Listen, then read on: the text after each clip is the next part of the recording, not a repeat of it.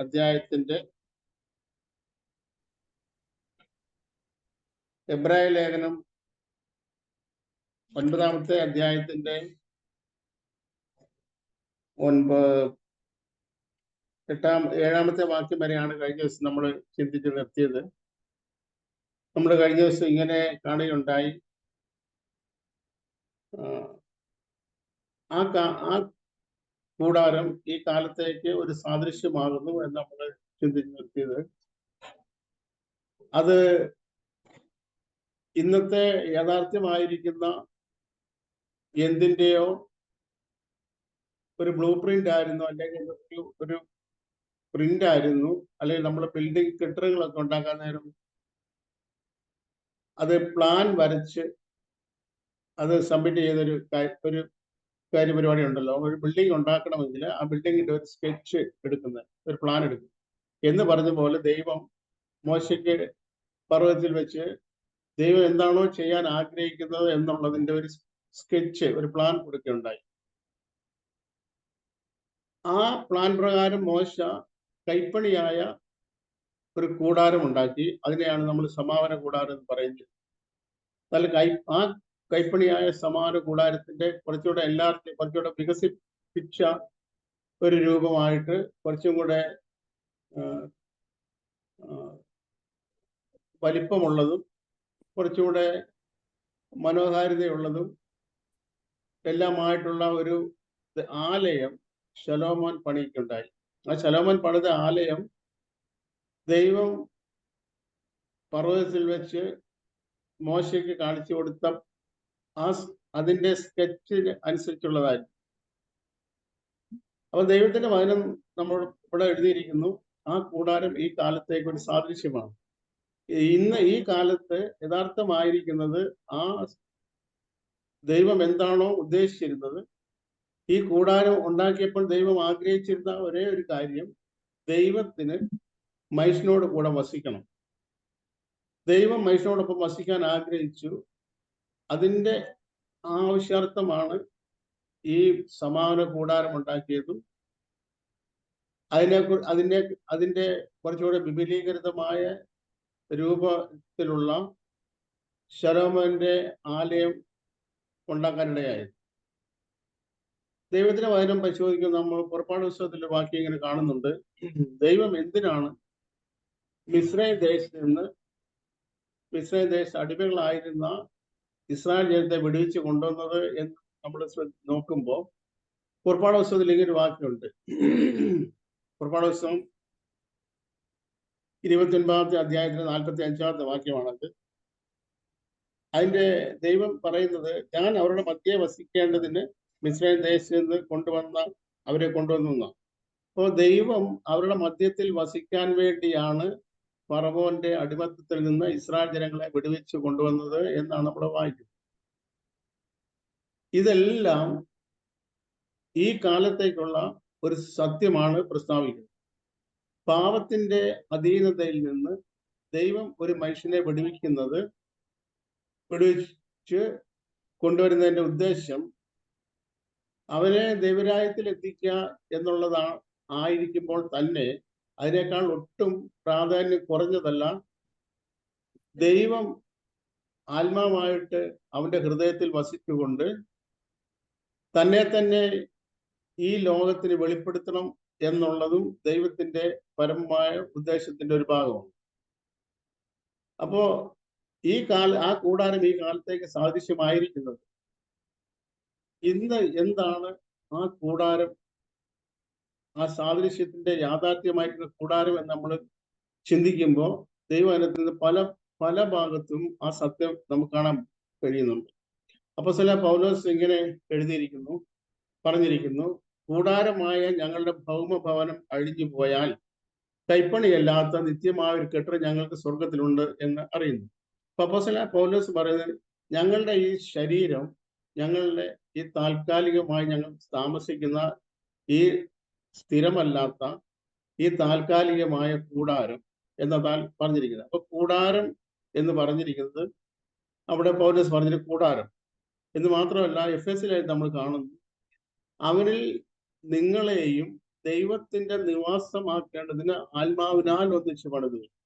അപ്പൊ ദൈവത്തിന് വസിക്കാനുള്ള ഒരു കെട്ടിടമായി, ദൈവത്തിന് വസിക്കാനുള്ള ഒരു കൂടാരമായി തീരേണ്ടതിന് വേണ്ടിയാണ് ദൈവം നമ്മളെ തിരഞ്ഞെടുത്തിരിക്കുന്നതും നമ്മളെ പാപത്തിന്റെ അധീനതയിൽ നിന്ന് വിടുവിച്ച് കൊണ്ടുവരുന്നതും എന്നുള്ള സത്യം നമ്മൾ കാണുന്നു.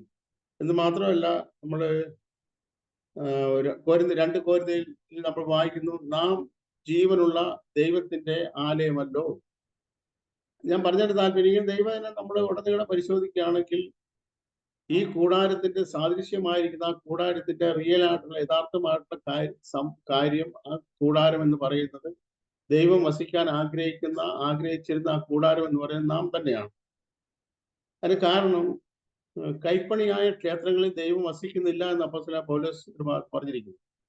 അപ്പൊ മനുഷ്യനിർമ്മിതമായ ക്ഷേത്രങ്ങളിൽ, മനുഷ്യന്റെ കൈകൊണ്ടുണ്ടാക്കുന്ന ഏതെങ്കിലും കെട്ടിടങ്ങളിൽ, അല്ല ഏതെങ്കിലും ദൈവം മോശയ്ക്ക് കൊടുത്ത പോലെ ആ പ്ലാൻ പ്രകാരം ഉണ്ടാക്കിയ കെട്ടിടങ്ങളെല്ലാം മനുഷ്യനിർമ്മിതമാണ്.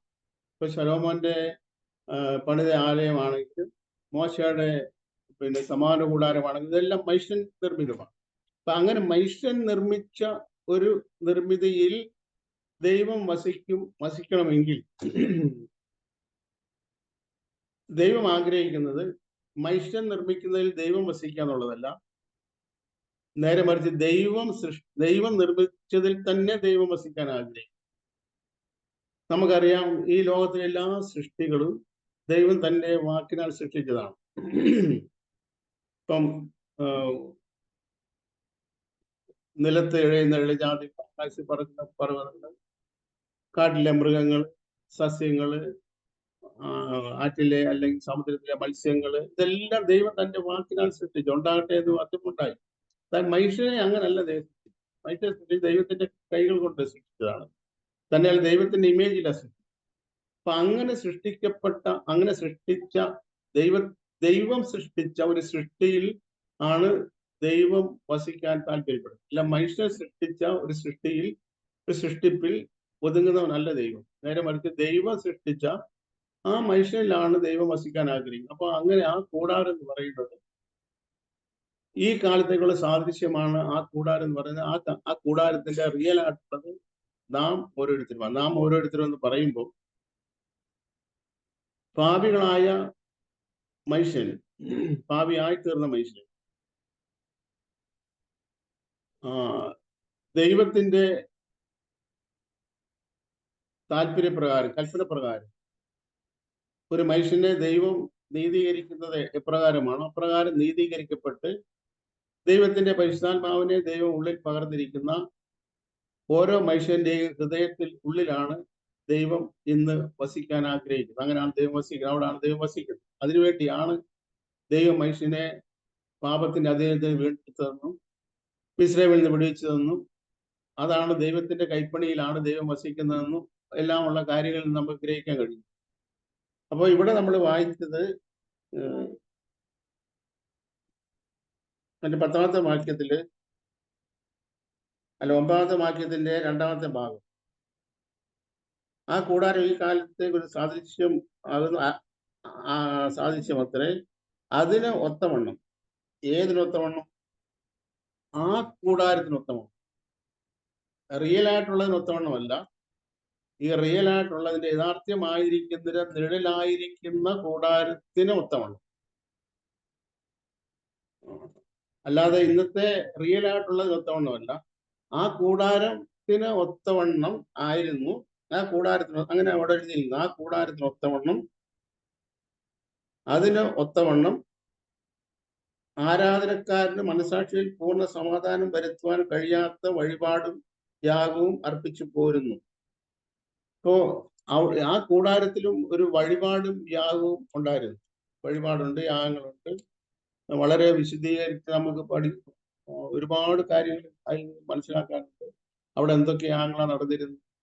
അപ്പൊ അവിടെ യാഗങ്ങൾ നടന്നിരുന്നു, വഴിപാടുകൾ നടന്നിരുന്നു. പക്ഷെ ആ യാഗങ്ങളൊന്നും, ആ നടന്നിരുന്ന യാഗങ്ങളൊക്കെ ആ കൂടാരത്തിനനുസരിച്ചുള്ളതാണ്. എന്നാൽ അത് റിയൽ ആയിട്ടുള്ളതിനനുസരിച്ചുള്ളതല്ല, ആ കൂടാരത്തിനനുസരിച്ചുള്ളതാണ്. ഇപ്പൊ ഉദാഹരണം പറയുകയാണെങ്കിൽ, ഇസ്രായേലിൽ 10 യാഗങ്ങൾ ഉണ്ടായിരുന്നു. അതിൽ പ്രധാനമായിട്ട് 5 യാഗങ്ങളുണ്ടായിരുന്നു. ആ 5 യാഗങ്ങളിൽ ഏറ്റവും പ്രധാനമായതും ആദ്യത്തേതുമായ യാഗം ഒരു യാഗപീഠം പണിതാൽ ആദ്യമേ കഴിക്കേണ്ട യാഗം എന്ന് പറയുന്നത് ഹോമയാഗം. ഒരു കൂടാരത്തില് ഒരു യാഗപീഠം ഉണ്ടാക്കിയതിന് ശേഷം ആദ്യമേ കഴിക്കേണ്ട യാഗം ഹോമയാഗമാണ്. അപ്പൊ ഈ ഹോമയാഗപീഠം എന്ന് പല സ്ഥലത്തും പറയും. ഹോമയാഗപീഠം എന്ന് വെച്ചാൽ ഹോമയാഗമാണ് ആദ്യം കഴിക്കുന്നത്. അപ്പൊ ഈ ഹോമയാഗം കഴിച്ച ഒരു യാഗപീഠമാണ് യാഗപീഠമായി തീരുന്നത്. അങ്ങനെ ഹോമയാഗം കഴിച്ച ആ ഹോമയാഗത്തിന്റെ മീതെയാണ് പിന്നുള്ള എല്ലാ യാഗങ്ങളും ദഹിപ്പിക്കുന്നത്.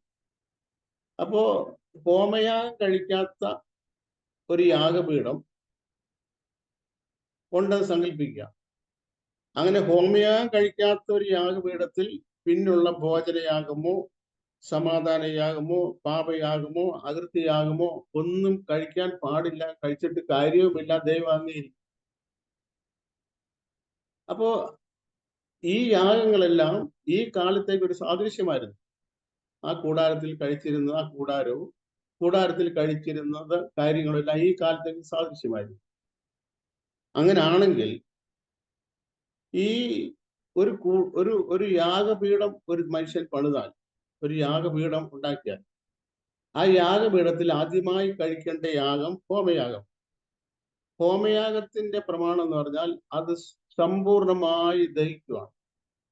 അതിന്റെ തോലും ചാണകവും, ഒരു മൃഗത്തിന്റെ, ഒരു ആടിന്റെ ആകട്ടെ, ഒരു കാളയാകട്ടെ, അതിന്റെ തോലും ചാണകവും ആന്തരിക അവയവങ്ങളും എല്ലാം മുഴുവനായിട്ട് യാഗപീഠത്തിൽ ദഹിപ്പിക്കുകയാണ്. അത് ഹോമയാഗമാണ്. അപ്പൊ അങ്ങനെ ദഹിപ്പിക്കപ്പെട്ട ഒരു ഹോമയാഗം ആ കൂടാരത്തിൽ നടന്നിരുന്നത് ഒരു ആടിനെ അല്ലെങ്കിൽ ഒരു കാളയായിരുന്നു. ആ ഹോമയാഗം കഴിച്ചിരുന്ന മനുഷ്യന്റെ പ്രായശ്ചിത്തത്തിന്, മനുഷ്യൻ ചെയ്ത കുറ്റത്തിന്റെ, മനുഷ്യൻ ചെയ്ത പാപത്തിന്റെ, മനുഷ്യൻ ചെയ്ത ലംഘനത്തിന്റെ പ്രായശ്ചിത്തത്തിന് വേണ്ടിയാണ് കഴിച്ചിരുന്നത്. എന്നാൽ മനുഷ്യൻ ഒരു പാപം ചെയ്തുകൊണ്ട് നിരപരാധിയായിരിക്കുന്ന ഒരു ആട് അല്ലെങ്കിൽ കാള, അത് ഈ മനുഷ്യന്റെ കുറ്റം എല്ലാം ഏറ്റെടുത്തു എന്നുള്ള ബോധ്യം അവിടെ ഈ യാഗം കഴിക്കുന്ന മനുഷ്യന്റെ ആത്മാവിൽ വന്നിരുന്നു. അതുകൊണ്ട് ഇവന്റെ മനസാക്ഷി പിന്നെ ഇവനെ കുറ്റപ്പെടുത്തുമായിരുന്നു. അപ്പൊ അങ്ങനെ ഹോമയാഗം കഴിച്ച ഒരു യാഗപീഠം ആ ഇന്നത്തെ റിയൽ ആയിട്ടുള്ളതിന്റെ ഇമേജ് ആയിരുന്ന ആ സമാന കൂടാരത്തിലുണ്ടായിരുന്നു മോശം. അതുപോലെ തന്നെ ശലോമോന്റെ ദേവാലയത്തിലുണ്ട്. ദേവാലയത്തില് പ്രാകാരത്തില് ഈ ഹോമയാഗപീഠം ഉണ്ടായിരുന്നു. അപ്പൊ ഇന്ന് ദൈവം അംഗീകരിക്കുന്ന, ദൈവത്തിന് പ്രസാദമുള്ള യാഗമായിട്ട് തീരേണ്ടത്, അങ്ങനെ ആണെങ്കിൽ ഈ കാലത്തേക്ക് സാദൃശ്യമായിരുന്ന ആ കൂടാരത്തിൽ ആ യാഗങ്ങൾ നടന്നിരുന്നെങ്കിൽ ഇന്ന് യാഥാർത്ഥ്യമായിരിക്കുന്ന, റിയലായിരിക്കുന്ന കൂടാരങ്ങളിലും ഈ യാഗങ്ങൾ നടക്കണം. അന്ന് ഒരു ആടോ കാളയോ ഒക്കെയായിരുന്നു അവിടെ യാഗമായി തീർന്നത്. ഇന്നെന്നാല് യഥാർത്ഥത്തിൽ നാം ഓരോരുത്തരുമാണ് ഇങ്ങനെ യാഗമായി തീരേണ്ടത്. റോമാലേഖനം 12-ാം അധ്യായത്തിന്റെ 1-ാമത്തെ വാക്യത്തിൽ അപ്പോസ്തലനായ പൗലോസ് ഇങ്ങനെ എഴുതിയിരിക്കുന്നു: സഹോദരന്മാരെ, ഞാൻ ദൈവത്തിന്റെ മനസ്സിൽ ഓർപ്പിച്ച് നിങ്ങളെ പ്രബോധിപ്പിക്കുന്നത്, നിങ്ങൾ ബുദ്ധിയുള്ള ആരാധനയായി നിങ്ങളുടെ ശരീരങ്ങളെ ജീവനും വിശുദ്ധിയും ദൈവത്തിന് പ്രസാദമുള്ള യാഗമായി സമർപ്പിക്കുക. അപ്പോ ഒരു മനുഷ്യന്റെ ശരീരത്തെ, നിങ്ങളുടെ ശരീരങ്ങളെ എന്ന് പറയുമ്പോൾ രണ്ടും ബഹുവചനമായതുകൊണ്ടാണ്, പ്ലൂറലായ ബഹുവചനമായതുകൊണ്ട് നിങ്ങളുടെ ശരീരങ്ങളെ പറഞ്ഞു. അത് ഏകവചനമാക്കി നമ്മൾ പറഞ്ഞാൽ ഇങ്ങനെ നമ്മൾ പറയാം: നിന്റെ ശരീരത്തെ, അല്ലെങ്കിൽ എൻ്റെ ശരീരത്തെ. അപ്പോ ഇന്ന് ദൈവം പ്രസാദിക്കുന്ന യാഗം, ഹോമയാഗം എന്ന് പറയുന്നത്, ഞാൻ എന്നെ തന്നെ സമ്പൂർണമായി യാഗപീഠത്തിൽ സമർപ്പിച്ച് യാഗമായി തീരുന്ന. അപ്പൊ ഞാൻ എന്നെ തന്നെ ഈ യാഗപീഠത്തിൽ സമ്പൂർണമായി സമർപ്പിച്ച് യാഗമായി തീരുന്നില്ല എങ്കിൽ ഈ ഹോമയാഗത്തിന്റെ മീതെയാണ് മറ്റുള്ള യാഗങ്ങൾ ദഹിക്കേണ്ടത്. ഈ ഹോമയാഗം കഴിച്ചിട്ടില്ലെങ്കിൽ ആ യാഗപീഠമല്ല. അപ്പൊ ഞാൻ ഇന്ന് ഞാൻ എന്നെ തന്നെ സമ്പൂർണമായി ദൈവത്തിന്റെ ഇഷ്ടത്തിന് വേണ്ടി സമർപ്പിക്കപ്പെടാത്ത ഒരു വ്യക്തിയാണ് ഞാൻ എങ്കിൽ അതിനുശേഷം ഞാൻ കഴിക്കുന്ന യാതൊരു യാഗങ്ങളും ദൈവത്തിന് പ്രസാദമല്ല. ഇപ്പൊ പുതിയ നിയമത്തിലേക്ക് വരുമ്പോൾ പഴയ നിയമത്തിലെ പോലെ തന്നെ പ്രധാനപ്പെട്ട 5 യാഗങ്ങൾ പുതിയ പ്രമാണത്തിലുണ്ട് എന്ന് കാണാൻ കഴിയും. അതിൽ ഒന്നാമത് ഇപ്പോ അപ്പോസ്തലനായ പൗലോസ് പറഞ്ഞ ഈ യാഗം നമ്മളെ സമ്പൂർണ്ണമായി ഏൽപ്പിച്ചു കൊടുക്കുന്ന ദൈവത്തിന്റെ മനസ്സിൽ ഓർപ്പിച്ച് പ്രബോധിപ്പിക്കുക, നിങ്ങൾ ബുദ്ധിയുള്ള ആരാധന ശരീരം ജീവനും ഈശ്വര യാഗമായി സമർപ്പിക്കുക. അങ്ങനെ നമ്മളെ തന്നെ സമ്പൂർണ്ണമായി ദൈവത്തിന് സമർപ്പിക്കും. ഒരിടത്ത് അപ്പോസ്തലനായ പൗലോസ് പറയുന്നു, അങ്ങനെ നിങ്ങളെ വിശ്വാസം എന്ന യാഗം അർപ്പിക്കുന്ന ശുശ്രൂഷയിൽ എന്റെ രക്തം ഒഴിക്കേണ്ടി വന്നാലും ഞാൻ സന്തോഷിക്കുമെന്ന് അപ്പോസ്തലനായ പൗലോസ് പറഞ്ഞു. അപ്പോൾ വിശ്വാസം എന്ന് പറയുന്നത് പുതിയ നിയമത്തിൽ ഒരു യാഗമാണ്. ഒരു ഭാഗത്ത് പറഞ്ഞിരിക്കുന്നു, അതുകൊണ്ട് അവന്റെ നാമത്തെ ഏറ്റുപറയുന്ന അധരഫലം എന്ന സ്തോത്രയാഗം ഇടപെടാതെ അർപ്പിക്കും. ഇബ്രാഹിം തന്നെ പറയുന്നു, നന്മ ചെയ്യുവാനും കൂട്ടായ്മ കാണിക്കാനും മറക്കരുത്, ഈ വക യാഗത്തിലല്ലോ ദൈവം പ്രസാദിക്കും.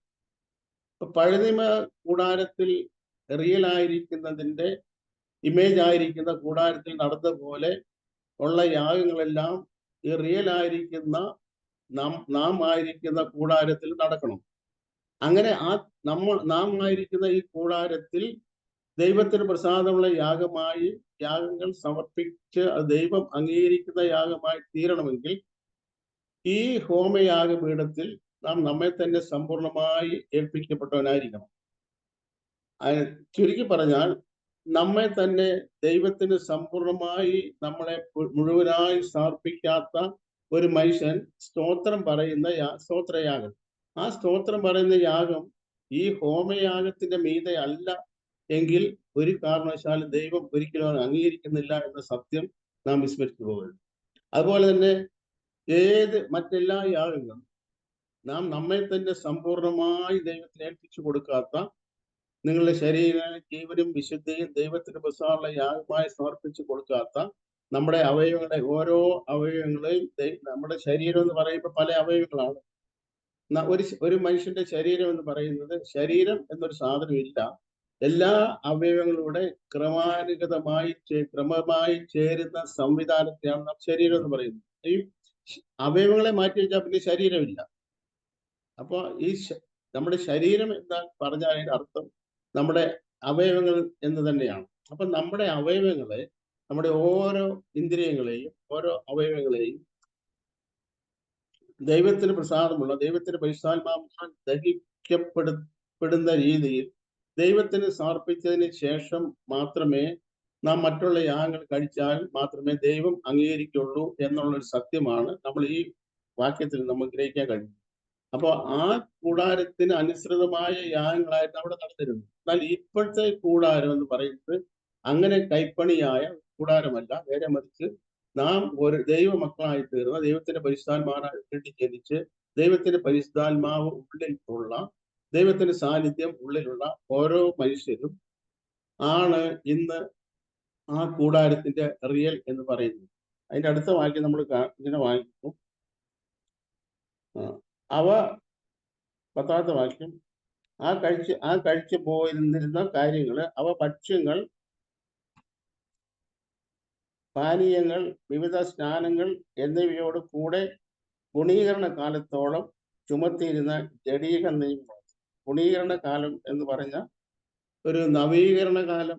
ഗുണീകരണ കാലം എന്ന് പറഞ്ഞാൽ പെട്ടെന്ന് മനസ്സിലാക്കാൻ പറയാതെ, ഗുണീകരണ കാലം എന്ന് പറഞ്ഞാൽ നവീകരിക്കപ്പെട്ട ഒരു സംവിധാനം.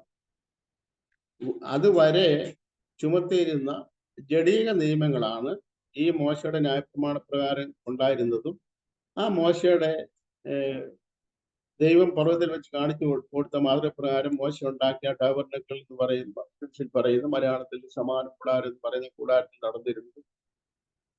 ആ യെരൂശലേം ദേവാലയത്തിൽ നടന്നിരുന്നതെല്ലാം ഗുണീകരണ കാലത്തോളം ചുമത്തിയിരുന്ന ജഡീക നിയമങ്ങളാണ്.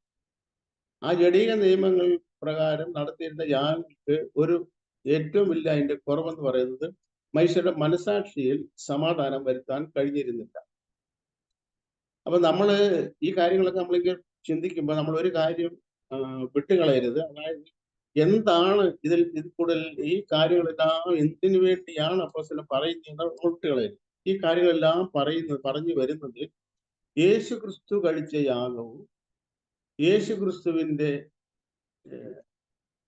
ആ മഹാപൗരോഹിത്യവും അതാണ് ശരിയായിട്ടുള്ളതും റിയലായിട്ടുള്ളതും ഏറ്റവും ശ്രേഷ്ഠമായിട്ടുള്ളതും അതാണ് എന്ന് തെളിയിക്കാൻ വേണ്ടിയാണ് ഈ കാര്യങ്ങളെല്ലാം അപ്പോസ്തലൻ പറഞ്ഞു കൊണ്ടുവരുന്നത് എന്ന് നാം വിട്ടു കളയാതെ നമ്മുടെ മനസ്സിൽ സൂക്ഷിക്കണമെന്ന് ഞാൻ എല്ലാവരും താല്പര്യപ്പെടുന്നു.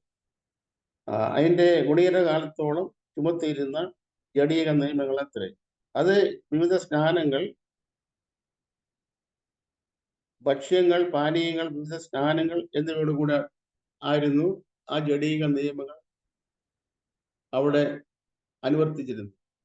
ജഡീക നിയമങ്ങൾ എന്ന് പറയുമ്പോൾ നമുക്കറിയാം അത് ആത്മാവിനെ ബാധിക്കുന്ന കാര്യങ്ങൾ, മനുഷ്യന്റെ ആത്മാവിനെ ബാധിക്കുന്ന കാര്യങ്ങളായിരുന്നില്ല. ഇപ്പോ ഒരുത്തന് ശബത്താൽ അശുദ്ധനായി, അവൻ സന്ധ്യ വരെ അശുദ്ധനായിരിക്കണം, സന്ധ്യ ആകുമ്പോൾ കുളിക്കണം, അങ്ങനെ ശുദ്ധിയാകണം, എന്നിട്ട് മാത്രമേ പാളയത്തിൽ വരാൻ പാടുള്ളൂ നിയമം വെച്ചു. അപ്പൊ അതുകൊണ്ട് അവന്റെ ഉള്ളില് അവന്റെ ആത്മാവിലൊന്നും സംഭവിക്കുന്നില്ല, കാര്യം ശരീരത്തിൽ സംഭവിക്കുന്നു. ജഡീക നിയമങ്ങളാണ് ഇത്, ആത്മാവിനെ ബാധിക്കുന്ന നിയമങ്ങൾ ആയിരുന്നു. അവിടെ ഇപ്പോ കൊയ്ത്തിനെ കുറിച്ച് ഇസ്രായേലിന് ദൈവം ചട്ടം കൊടുത്തു. അപ്പൊ കൊയ്ത്തിനെ കുറിച്ച് ചട്ടം കൊടുത്തപ്പോ ആദ്യമേ ഒരു കറ്റ കൊയ്യണം. ഈ കൊയ്യുന്ന കറ്റ ദേവാലയത്തിൽ കൊണ്ടുചെല്ലണമായിരുന്നു. ശലോമോൻ പണി കഴിപ്പിച്ച ദേവാലയത്തിൽ പുരോഹിതന്മാരും മഹാപുരോഹിതന്മാരും ഒക്കെ ഉള്ളത് കൊണ്ട് ഇസ്രായേലിന്റെ ഒരു കൊയ്ത്തിന്റെ ആദ്യത്തെ കറ്റ ദേവാലയത്തിൽ കൊണ്ടുചെല്ലണം.